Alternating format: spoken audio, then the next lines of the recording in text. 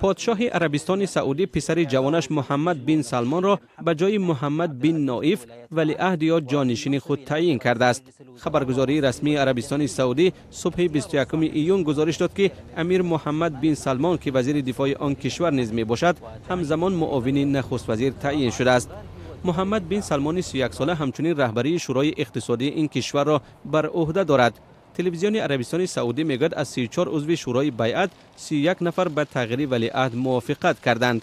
این شورا از برخی اعضای خاندان سعودی عبارت می باشد که انتخاب پادشاه و ولیعهد او را بر عهده دارد.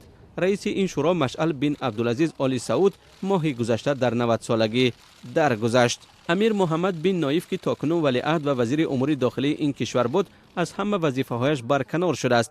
محمد بن سلمان جوانترین وزیر دفاع عربستان سعودی تا به حال با عنوان جانشین ولیعهد نیز شناخته میشد.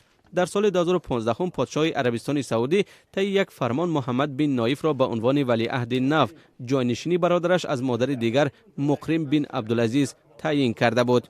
این مسئله آن وقت در رسانه‌های بین المللی بازتاب و سر و صدای گسترده پیدا کرد.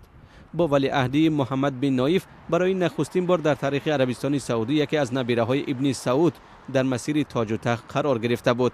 پیش از آن فرزندان ابن سعود یعنی برادران خاندان از نسل دوم به پادشاهی رسیده بودند.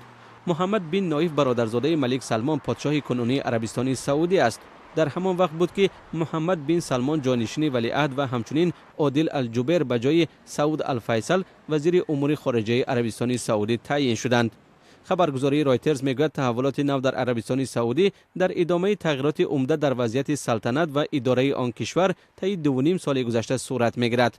در واقع برخی ناظران محمد بن سلمان را یکی از طراحان مداخله نظامی عربستان سعودی در یمن میدانند.